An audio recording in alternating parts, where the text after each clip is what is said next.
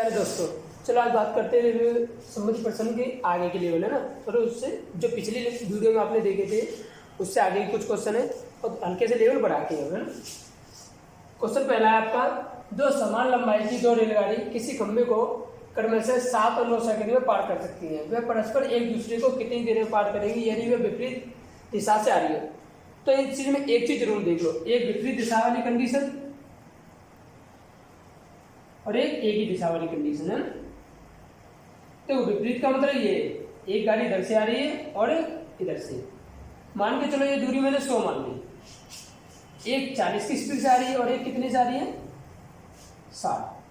तो देखो 100 की दूरी अब ये इधर से ये 40 चली और इधर से 60, यानी 1 घंटे में दोनों क्या हो जाएंगी, मिल जाएंगी।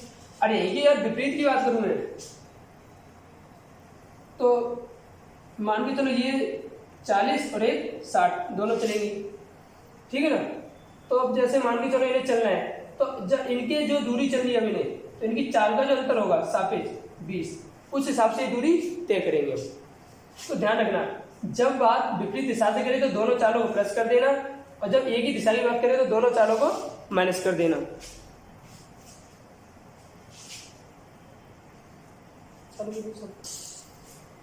चलो आगे क्वेश्चन करो। इसमें लिखा है दो समान यानी गाड़ियों की लंबाई क्या, चलो दो लंबाई कैसे रेलगाड़ियों की समान है। अब वो 7 और 9 सेकंड में पार कर लेते हैं, यानी चालों में अंतर है। तो पहले मान लेते हैं कि रेलगाड़ी की लंबाई, तो देखो अगर लंबाई हमें माननी है तो हमें पता है ऐसी संख्या मानो जिससे 7 और 9 में पूरा भाग चला जाए, जिससे क्योंकि हमें पता है चाल निकालने के लिए हमें क्या करना होता है, दूरी में समय का भाग देना होता है। तो दूरी ऐसी मानो जिससे इन दोनों भाग चला जाए तो हमारी फ्रैक्शन नहीं बनेगा और कैलकुलेशन कैसे हो जाएगी, आसान। तो मैं बात कर लेता हूँ, पहली रेलगाड़ी है जो आपकी वो 9-7 सेकंड में पार करती है एक खंभे को, और जो दूसरी है फर्स्ट है ना, और जो सेकंड वाली है वो 9 सेकंड में पार करती है। तो कोई ऐसी संख्या मानो जिससे 9 से 7 से दोनों भाग चला जाए, तो मैं अच्छा तरीका यही इन दोनों का एलसीएम ले लो तो कितना आ जाएगा 63। तो मान के चलो लंबाई कितनी है 63। अगर लंबाई 63 मीटर है तो पहले रेलगाड़ी को कितना समय लगेगा, पहले रेलगाड़ी की चाल कितनी आ जाएगी 63/7 यानी 9 मीटर पर सेकेंड, और दूसरी की कितनी आ जाएगी, उसे 9 सेकेंड लग रही है यानी 7 मीटर पर सेकेंड। देखो अपना फ्रैक्शन नहीं बना है, एलसीएम लेने का ये फायदा हो गया। तो कितना आ गया 7 मीटर पर सेकेंड। यहाँ से आप समझना चाहते एक चीज और समझ लो, हमेशा जो समय दिया है समय का उल्टा चाल हो जाती है। कि देखो समय 7 तो चाल कितनी होगी 9, समय 9 तो चाल कितनी होगी 7, ठीक है ना। यानी 7:9 था वो चेंज हो गया, कितना हो जाएगा 9:7, ठीक। ये किसका अनुपात हो गया, समय का, और ये किसका हो जाएगा चाल का। समझाने के लिए बस बहुत है। और आगे देखो, चलो यहां से अपनी दूरी आ गई, यानी देखो दूरी कितनी मान ली 63। तो पहले रेलगाड़ी की 63, पहले रेलगाड़ी की 63, दूसरी भी समान लंबाई की तो उसकी भी कितनी हो जाएगी 63, यानी कुल लंबाई 126 होगी। अब 126 की लंबाई उन्हें मीटर जो लंबाई है वो पार करनी है, कितनी चाल से, दोनों विपरीत दिशा से, तो दोनों चाल कैसे जाएंगी प्लस हो जाएंगे, यानी 9 + 7 126/16 भाग दोगे 63/8 सेकेंड। तो आपका ऑप्शन ए सही हो जाएगा, इसे आप नोट कर लो। दो रेलगाड़ी किसी खंभे को 4 और 6 सेकंड में पार कर लेती है, तो ज्ञात करें कि परस्पर एक दूसरे को एक ही दिशा में जाते हुए कितनी देर में पार करेंगी यदि उनकी चाल का अनुपात 7:9 है। देखो पहले वाले क्वेश्चन में गाड़ी कहां से आ रही थी, विपरीत दिशा से, तो मैंने कहा चालों को क्या करना है प्लस। इसमें कहां जा रही है, एक ही दिशा में, तो हम चालों को क्या करेंगे अंतर निकालेंगे। चलो पहले निकालते हैं दूरी, है ना। तो मैंने कहा चला पहले रेलगाड़ी है वो 4 सेकंड चली और कितनी की चाल से, सॉरी यहाँ लिख लो, 4 सेकंड चली कितनी की चाल से, पहली रेलगाड़ी 7 की चाल से, ठीक। और वही दूसरी रेलगाड़ी है वो 6 सेकंड चली और कितने की 9 पर सेकंड की चाल से। तो ये कितना चली, ये 28 मीटर। 4 सेकंड चली 7 के साथ, तो 7 × 28 और ये 9 से 54, ये कितना चली 54 मीटर। तो यहाँ से हमें क्लियर हो गया कि इनकी कुल दूरी ये 28 और ये 54 है ना, इनकी लंबाई होगी। तो कुल दूरी अपने पास कितनी आ गई, दोनों प्लस कर दो। अब बात होती है सापेक्ष चाल की, यानी देखो जब विपरीत दिशा से आ रहे तो दोनों चालों का अंतर कहा था मैंने, तो 1 7 है 1 9 है, सॉरी 1 7 और 1 9, तो कम कर दो, यानी कितना आ जाएगा 2 आ जाएगा। 7 में से 9 में से 7 गए 2 बचा, अब इन्हें प्लस कर दो, 12 8 82 अपन 2, यानी कितना आ गया 41 सेकेंड आपका आंसर आ जाएगा। ऑप्शन डी वाला आपका सही है, इसे नोट करो।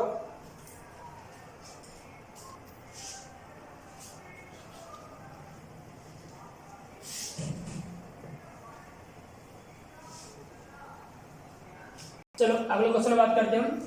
एक मालगाड़ी और एक सवारी गाड़ी एक ही दिशा में जा रही है, यानी दोनों की दिशा क्या है, एक ही है ना, जिनकी चालों का अनुपात 1:2 है। मालगाड़ी का ड्राइवर ये महसूस करता है कि पीछे से आने वाली सवारी गाड़ी उसकी गाड़ी को 60 सेकंड में पार कर लेती है, जबकि सवारी गाड़ी का एक यात्री देखता है कि उसने मालगाड़ी को 40 सेकंड में पार किया है। उनकी लंबाई का अनुपात बताओ, यानी हमें दोनों जो गाड़ी है सवारी गाड़ी और मालगाड़ी, उनका लंबाई का अनुपात निकालना है। तो चलो पहले मान लेते हैं मालगाड़ी जी, तो मालगाड़ी की क्या है 1 मीटर पर सेकेंड, चाल मान ली हमने। और पैसेंजर की कितनी हो जाएगी 2 मीटर पर सेकेंड। सापेक्ष चाल यानी एक ही दिशा में जा रहे हैं, तो दोनों चालों का क्या जाएगा अंतर, यानी वो दोनों चालों का अंतर निकालोगे तो क्या आ जाएगा सापेक्ष चाल। जब एक ही दिशा में तो दोनों चालों का अंतर कर दो, यानी 1 मीटर पर सेकंड में चलेंगे। ठीक, 1 मीटर पर सेकंड में चालों को क्रॉस करेंगे, ठीक ना। अब वो कह रहा है कोई मालगाड़ी का ड्राइवर महसूस करता है कि 60 सेकंड के पीछे से आने वाली सवारी गाड़ी उससे 60 सेकंड में पार कर लेती है। यानी जब ये दोनों चल रही है, दोनों जब मतलब पीछे से क्रॉस कर रही है, तो मालगाड़ी का ड्राइवर देखता है कि उसने 1 मीटर के हिसाब से पर सेकंड के हिसाब से उस गाड़ी को 60 सेकंड में पार कर लिया। तो मल्टीप्लाई करोगे तो दूरी आ जाएगी कितनी 60 मीटर, है ना। यानी 60 मीटर में पी और जी का मान आ जाएगा, यानी पी और जी यानी पैसेंजर गाड़ी और मालगाड़ी की जो लंबाई है ना वो 60 मीटर है दोनों की मिला के, पर हमें अलग अलग इनका अनुपात निकालना है। चलो आगे निकालते हैं। फिर इसमें लिखा है जबकि सवारी गाड़ी का एक यात्री देखता है कि उसने मालगाड़ी को 40 सेकंड में पार किया है। तो मालगाड़ी की चाल कितनी है 1 मीटर, और कितने सेकंड में पार होगी ये 40 सेकंड में, तो ये कितनी चली होगी 40 मीटर। ठीक, तो यहां से क्लियर हो गया अपना P प्लस जी का मान कितना था 60, जी का मान 40 है, यानी मालगाड़ी का लंबाई 40 है, तो पैसेंजर गाड़ी की लंबाई कितनी हो जाएगी 20। अब इनका अनुपात निकालना है, तो अनुपात के लिए देख लो मालगाड़ी का अनुपात, मालगाड़ी पहले दी है तो अनुपात पहले लिखना है, इस चीज को भूलना मत, और पैसेंजर गाड़ी बाद में। तो मालगाड़ी की लंबाई 40 और पैसेंजर गाड़ी की लंबाई 20, इनका अनुपात निकालोगे तो कितना आ जाएगा 2:1, यानी आपका ऑप्शन ए सही हो जाएगा। ये नोट कर लिया। इसे एक दूसरे तरीके से कर सकते हैं और वो आसानी रहेगा, है ना। चलो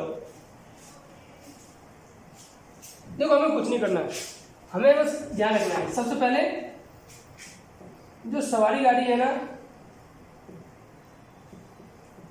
सवारी, तो पहले लिखेंगे यात्री द्वारा लिया गया समय, है ना। जो मालगाड़ी को देख रहा है उसके द्वारा लिया गया समय, और अनुपात में क्या रहेगा अपना दोनों गाड़ी द्वारा परस्पर पार करने में लिया गया समय, उसमें से माइनस कर देंगे हम कौन सा समय, जो सवारी गाड़ी में यात्री द्वारा मालगाड़ी को पार करने में लगा समय। शब्दावली आपको बड़ी लग रही होगी पर सीधा सीधा समझो। यानी जो यात्री मालगाड़ी में जो सवारी गाड़ी में बैठा है वो उससे कितना समय लग रहा है। जैसे समय कितना लग रहा था उसे 40 सेकंड मालगाड़ी को पार करने में, ठीक है ना।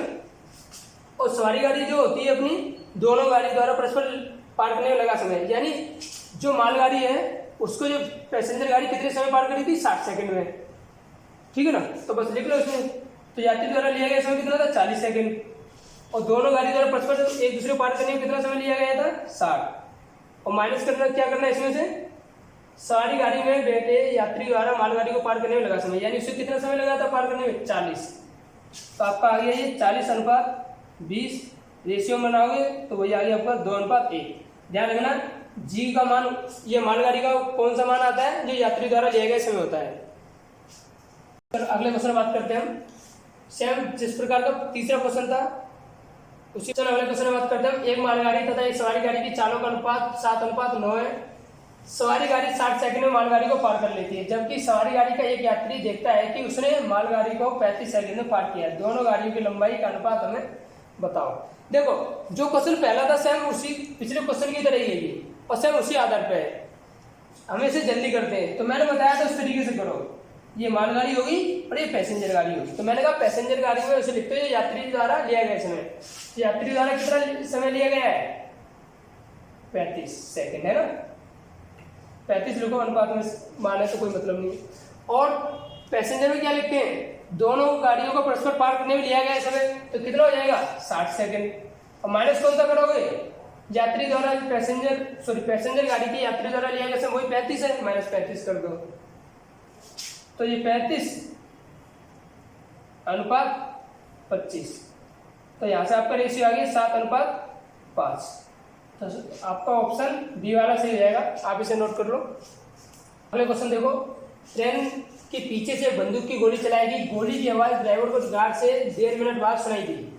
ट्रेन की लंबाई बताओ यदि ट्रेन और हवा की गति क्रम से 60 किलोमीटर पर घंटा और 1100 मीटर पर मिनट है। तो सबसे पहले दोनों की चाल हम निकाल लेते हैं ना।